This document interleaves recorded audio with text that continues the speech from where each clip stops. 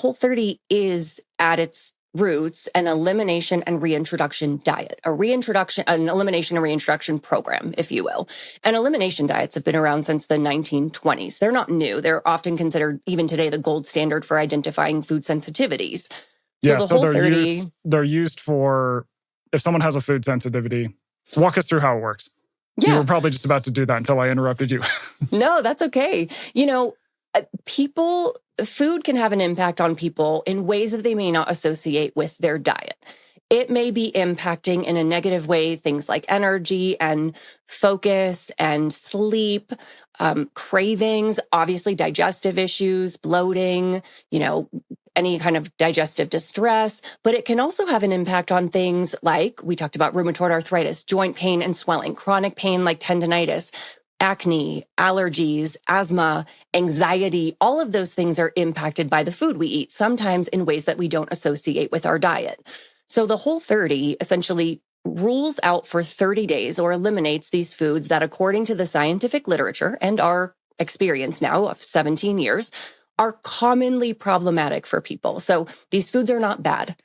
These foods are not unhealthy, but to some degree of deviation, some people find that these foods are causing negative symptoms in their body. So we leave them out for 30 days and you see what happens. What happens to your energy, your sleep, your digestion, cravings, anxiety, all of these symptoms.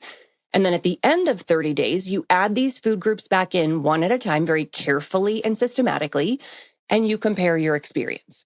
So if you take dairy out of your diet and all of a sudden your seasonal allergies feel better and you're breathing and you're not quite as stuffy, and then you add it in at the end and all of those symptoms come back, that just gives you valuable information about how certain forms of dairy work in your unique system. And then you can take that and use it to craft a personalized, sustainable diet that feels broad and joyful, but keeps you feeling as good as you want to feel. Yeah. Do you have a sense of what percent of people are sensitive to at least one food? I don't. And there's not great research because, first of all, food sensitivity testing is not particularly accurate. Mm-hmm. And also, people's experiences with food is so unique and diverse. Some people are allergic to or sensitive to properties in broccoli, which anyone would consider a health food by nature. I know that there are statistics on things like lactose intolerance, but lactose is only one part of the dairy puzzle. People can also be intolerant to the milk proteins like whey or casein. So I don't have statistics, but I do encourage people to go into the Whole30 with an open mind. Just because these food groups are problematic for some doesn't mean they'll be problematic for you. And if you discover a food group like gluten isn't giving you serious negative symptoms and you enjoy eating it, I want you to enjoy eating it and to include that in your diet going forward. I don't want you to eliminate foods for no good reason. Yeah. So big picture, it's you have... I don't know if you call it a list of foods, but effectively, like, here are foods that people tend to be have some sort of sensitivity to. These are the biggest offenders for a lot of people. So we're going to remove those. We're going to have you eat foods that most people do not have a problem with for 30 days, then see what happens. And if things improve, then you slowly add back in the foods that tend to cause issues in people one at a time. That way you can go, oh, like you said, my allergies flare up when I drink milk. And then from there, you don't seem to be making a judgment of, we'll never drink milk again. You're saying, well, at least you know that. Do what you want with it. Exactly. Yes.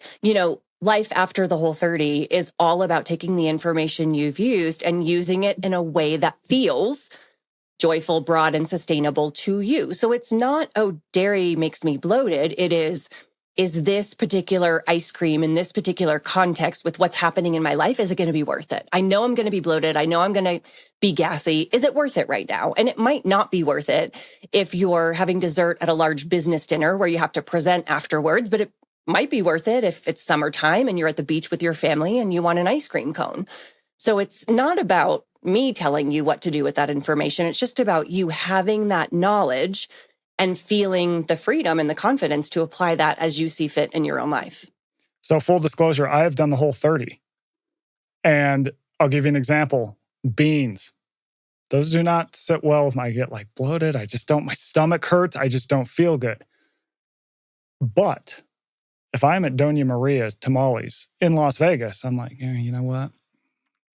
it's worth it. I'm going to have some beans. I accept the hell that I'm going to go through afterwards in my stomach, and I move on. But if I'm at a place where I'm like, this is not great, I'll skip the beans. Yeah, that's exactly it. And sometimes what you can do through the Whole30 and your self-experimentation is you can discover, okay, well, is there a way I can include this that doesn't mess me up so much? Could I take some Beano, which is a fantastic digestive enzyme specifically for legumes? Could I take that? Would that help? Or is there a gluten-free version of this that I find just as delicious, but I know isn't going to impact me in the same negative way that gluten does? You have so many people who have gone through this, like millions of people. And you just have all this feedback. What foods tend to be the biggest offenders for people? Gluten tends to be the most commonly problematic to some degree. And we're not talking about people with a gluten allergy, although the Whole30 has helped people identify that they have celiac, which is hugely life-changing. But gluten sensitivity can impact people in any number of ways. And so gluten and then dairy, I would say, those two categories tend to be the most problematic, but maybe it's not all forms of gluten. Maybe it's not all forms of dairy. For me, I can have sourdough bread, no problem. But if I combine gluten with sugar, that tends to have more of a negative impact. So there are so many different factors that we encourage you to play around with during reintroduction and then also in life after. But when we reintroduce food groups on the Whole30, they are reintroduced in general order of least likely to be problematic to most. And I actually left off alcohol because alcohol is at the very, very end, but I'm almost like it goes without saying that alcohol is the most problematic, but not everyone chooses to reintroduce that. Yeah, that makes sense. Which tend to be the friendliest? Just any food on the list? Legumes tend to be the least commonly problematic, or if they are problematic, it's to the least degree, in that most people do experience some gas or bloating, but perhaps that could be mitigated by the type of bean. So I can't do kidney beans at all, but black beans are okay. They could be mitigated perhaps by a digestive enzyme. Maybe it is slowly adding small quantities so that your body becomes more accustomed to that food and perhaps starts to produce more of the enzyme that helps you digest it. So legumes tend to come towards the beginning of their reintro schedule, but it is so highly variable. So people really, have the freedom to be able to introduce in whatever order they want. And of course, the results are going to vary tremendously. So I weigh myself all the time. I go on Whole30. Don't weigh yourself was one of the main tips. Okay, I'm going to do it.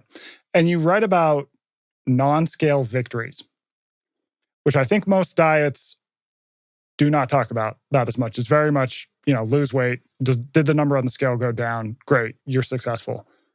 But you don't factor in weight, and you talk about non-scale victories. So what are those, and how do they manifest?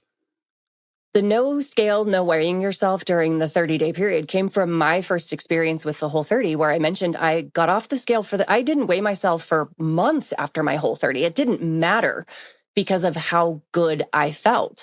And so because the Whole30 is not a weight loss program, we do not restrict calories or macros or meals or meal timing. You eat whenever you're hungry. You eat to satiety. Because we're not designed as a weight loss program, we want to encourage people to embrace all of the other incredible benefits that you can have when you change the food you put on your plate. And when you are on a weight loss diet, because of diet culture, but also because of what the diet is literally designed to do, you tend to be blinded to all of that. You will feel worse if it means the number on the scale goes down. And we're sort of the antithesis. So non-scale victories are any of these benefits that can't be measured by the number on the scale. Improved energy, no more 2 p.m. head-on desk slump, reduced cravings. That's a huge benefit for most people, where they no longer feel like they're pulled to the pantry every night at 9 p.m. or have to have their pick-me-up at 2 p.m. Better sleep, I think, is a hugely underrated benefit of the Whole30 that will not show up on the scale, but that has a positive impact on everything in your life. And then you've got the improvement of symptoms that people have reported: less anxiety, fewer aches and pains, better mobility, fewer hot flashes. All of those things are huge benefits that really translate, but couldn't be measured by a number on the scale, even if you wanted to. So U.S. News and World Reports ranked Whole30 as the worst weight loss diet. I know. What was your reaction to that? And I'll give you mine. Is that I laughed because I go, I don't they don't even have you weigh yourself. So is this a weight loss diet? I don't know. What was your reaction to that?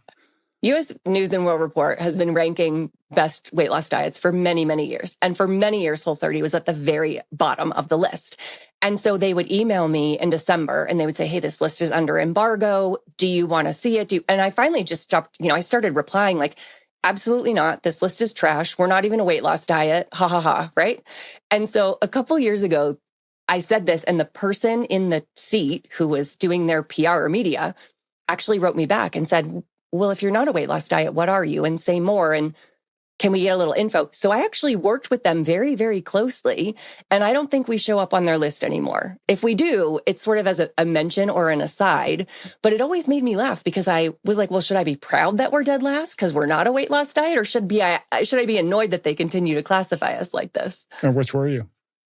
Both. Yeah, good. Competing feelings. Good. Both.